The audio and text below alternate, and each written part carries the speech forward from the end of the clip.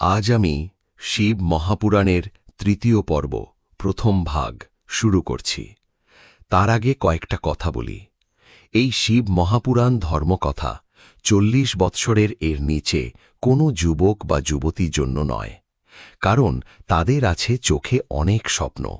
যাদের 25 বৎসরের এর নিচে বয়স, তারা শিক্ষা লাভ করবে, তারপর তারা সংসার ধর্ম পালন করবে, সন্তানকে বড় করবে, তারপর এই ধর্মকথা শুনবে। সন্তানরা প্রতিষ্ঠা হওয়ার পর অবশ্যই ধর্মকথা শ্রবণ করবেন। তাহলে কি পূর্ণবয়স্ক হওয়ার আগে শ্রবণ করলে ক্ষতি হবে? না, কোনো ক্ষতিও হবে না, কোনো পুণ্যও হবে না, কারণ তাদের মন চঞ্চল থাকে সংসার চিন্তায়।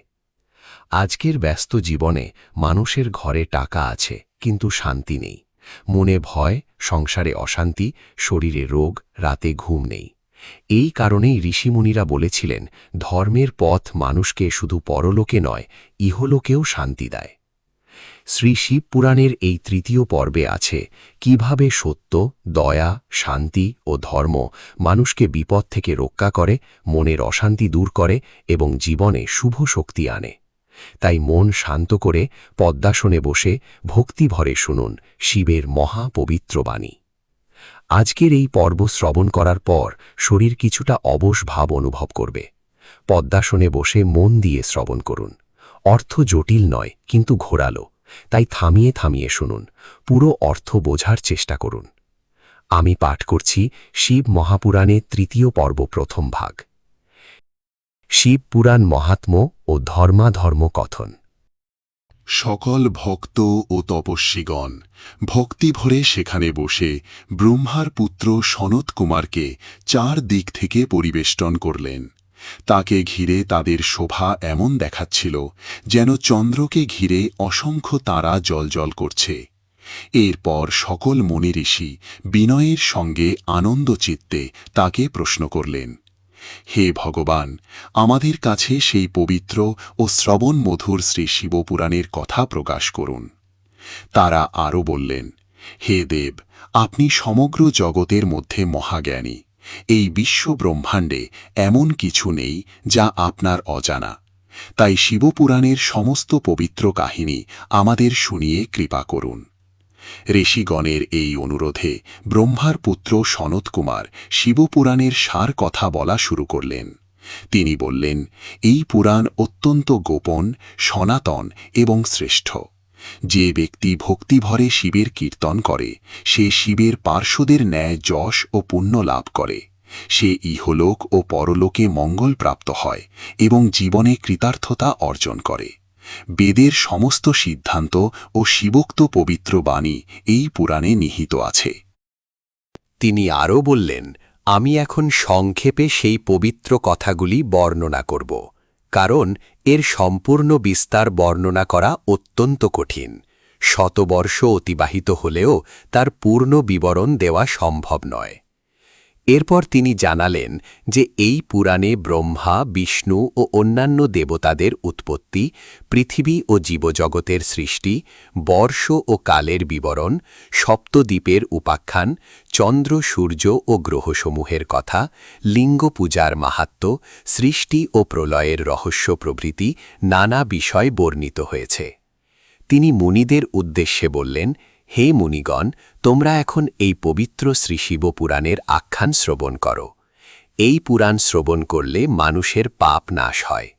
যে ব্যক্তি ভক্তি ও শ্রদ্ধার সঙ্গে এটি শ্রবণ করে, তার যশ ও আয়ু বৃদ্ধি পায়, রোগ দূর হয়, স্বর্গ লাভ ঘটে এবং মনের সকল বাসনা পূর্ণ হয়।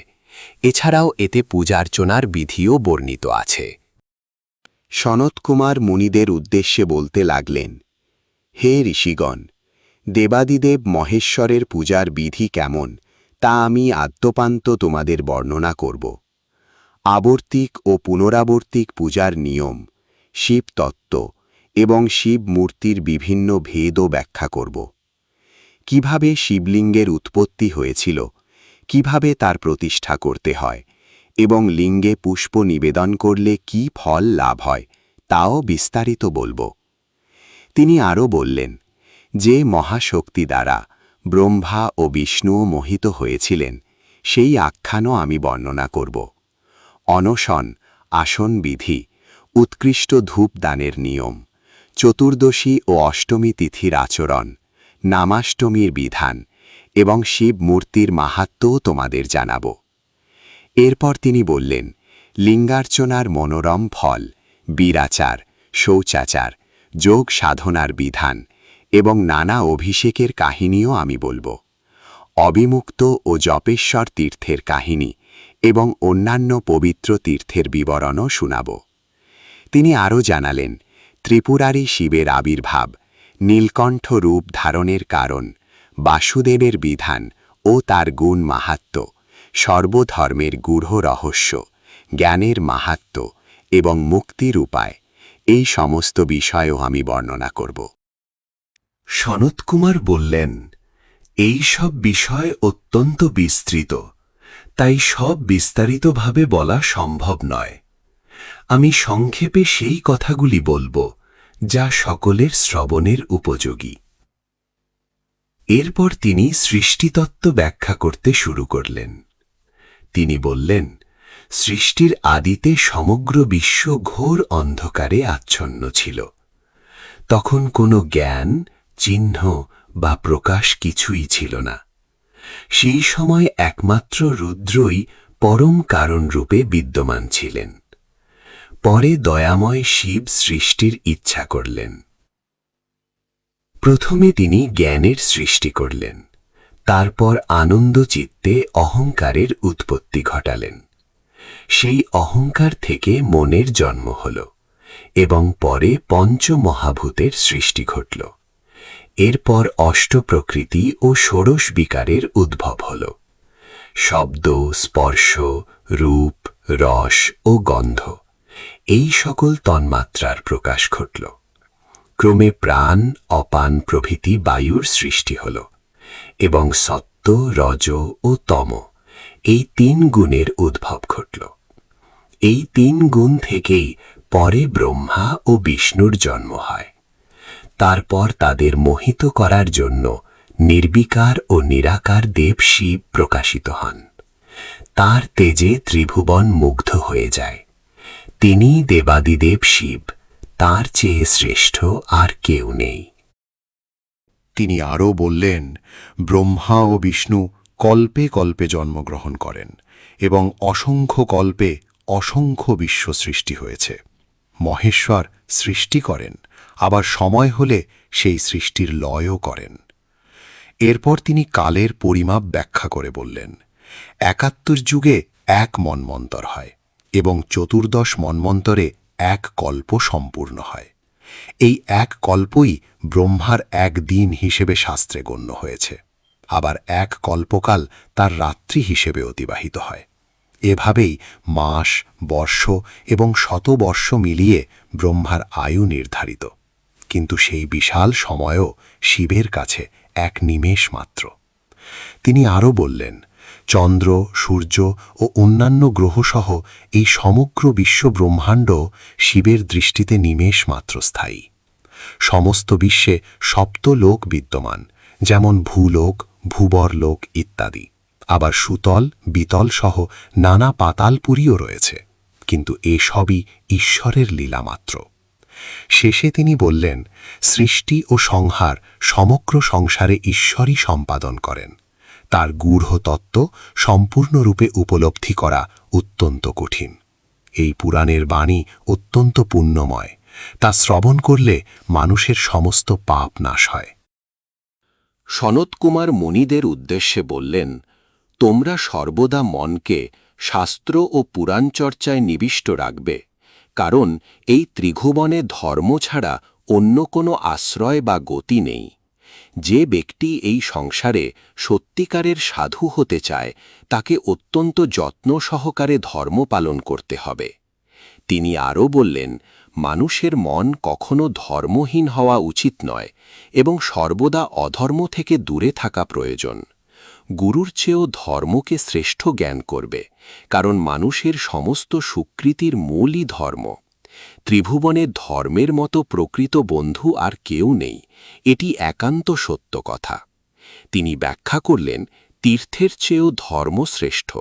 ধর্মের প্রভাবেই সাধু ব্যক্তি রক্ষা পায়, পৃথিবীতে যা কিছু দেখা বা শোনা যায় তার মধ্যে বেদের বাণীসম্মত ধর্মই সর্বোত্তম। এরপর তিনি মানব জীবনের গুরুত্ব বোঝাতে বললেন, এই অনিত্য সংসারে মানব জন্ম লাভ করেও যে ব্যক্তি ধর্মের আশ্রয় নেয় না তার জীবন বৃথা ও নিষ্ফল হয়ে যায়।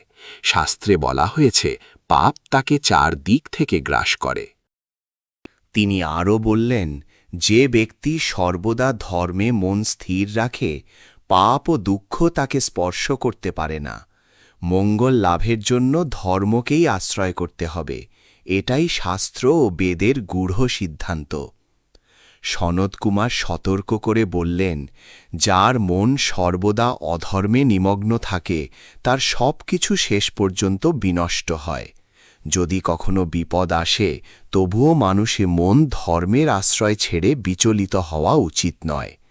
তিনি সংসার ধর্ম সম্পর্কেও বললেন, বিবাহ ও গার্হস্থ্য জীবনও ধর্মের উদ্দেশ্যেই পালন করা উচিত।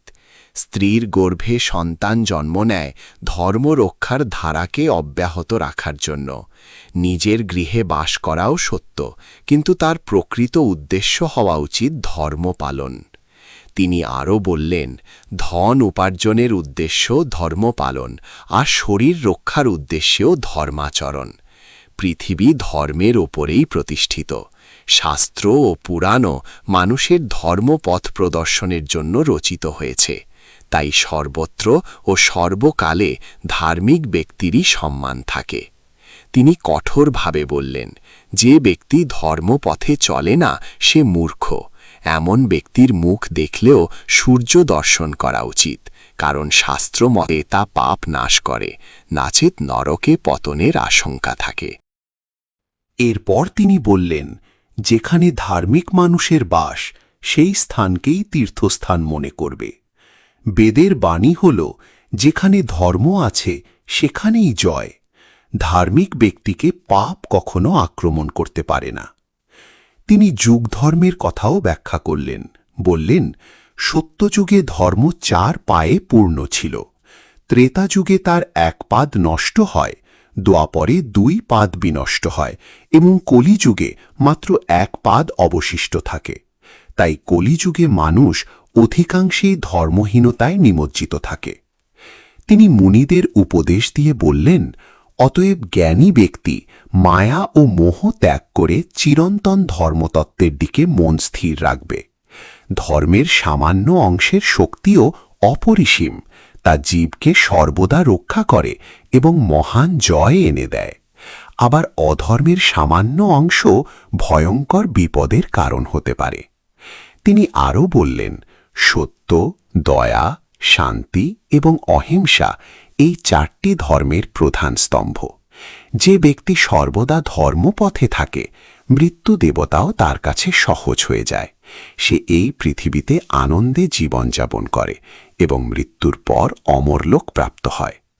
শেষে তিনি বললেন, আমি ধর্মের এই 4টি স্তম্ভের কথা বললাম, এখন এর বিশেষ দিকগুলি শোনো। পিতা মাতার প্রতি ভক্তি এবং গুরুর পূজা ধর্মের গুরুত্বপূর্ণ অঙ্গ।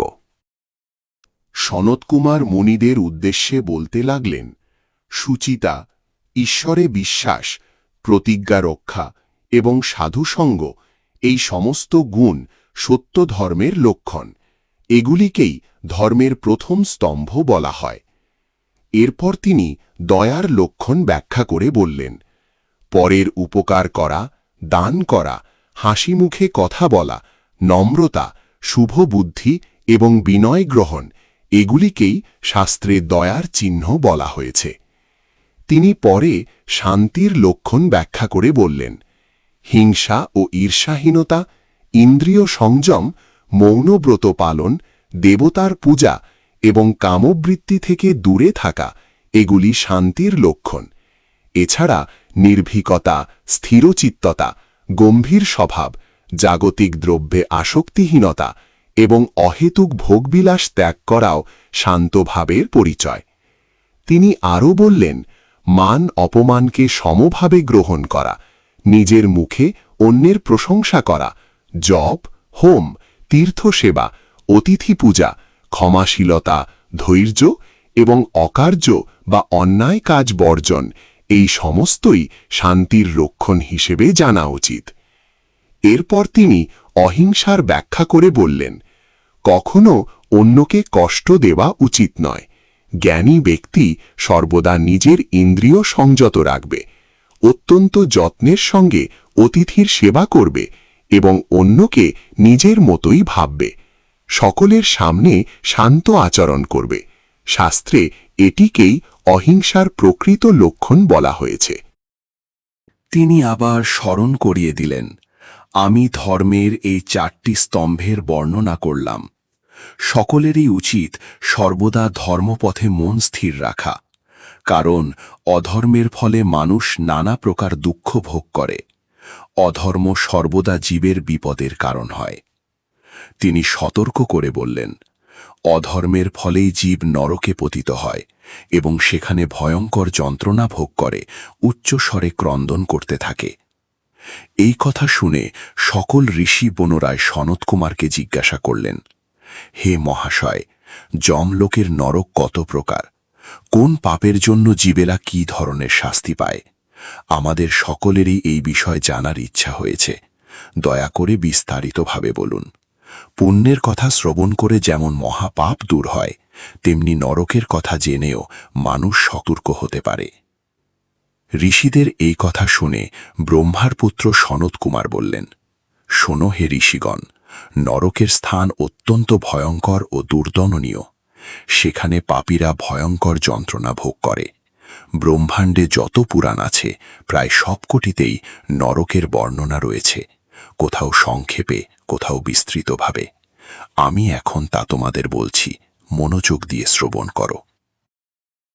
তিনি আরও বললেন, ব্রহ্মবৈবর্ত পুরাণে নরকের বিস্তৃত বিবরণ আছে এবং ধর্মপুরাণেও কিছু অংশ বর্ণিত হয়েছে। নরকের সংখ্যা এত বেশি যে কেউ তার সঠিক গণনা করতে পারে না। এরপর তিনি নানা নরকের নাম উল্লেখ করে বললেন, তপ্তকুণ্ড, বহ্নিকুণ্ড, ক্ষারকুণ্ড, বিষ্ঠাকুণ্ড, মূত্রকুণ্ড, অশ্রুকুণ্ড, মজ্জাকুণ্ড, মাংসকুণ্ড, ঘর্মকুণ্ড, বিষকুণ্ড প্রভৃতি অসংখ্য নরক রয়েছে। এর মধ্যে 84 প্রধান নরক বিশেষভাবে পরিচিত। তিনি বললেন, পাপীরা পৃথিবীতে জীবন শেষ করে সেই দুঃসহ নরকসমূহে গমন করে। যে ব্যক্তি অন্যের প্রতি হিংসা করে সে বহ্নিকুণ্ডে পতিত হয়। তার দেহে যত রোম থাকে তত বছর সে নরকে কঠোর যন্ত্রণা ভোগ করে। পরে তাকে 3 বার পশুজনিতে জন্ম নিতে হয়। শাস্ত্রে এমনই বিধান রয়েছে। এরপর তিনি একটি বিশেষ উদাহরণ দিয়ে বললেন, যদি কোনো তৃষ্ণার্ত ব্রাহ্মণ অতিথিরূপে কারোর গৃহে এসে জল প্রার্থনা করেন এবং গৃহস্থ তাকে জল না দেয়, তবে সেই ব্যক্তি তপ্তকুণ্ড নরকে পতিত হয়ে ভয়ঙ্কর যন্ত্রণা ভোগ করে। শিব পুরাণ মহাত্ম্য ও ধর্মাধর্ম কথন। আজ আমি 3য় পর্ব প্রথম ভাগ শেষ করলাম। আগামীকাল 2য় পর্ব 3য় ভাগ পাঠ করে আপনাদের শোনাব। ওম শ্রী শ্রী মহাকাল শিবায় নমঃ।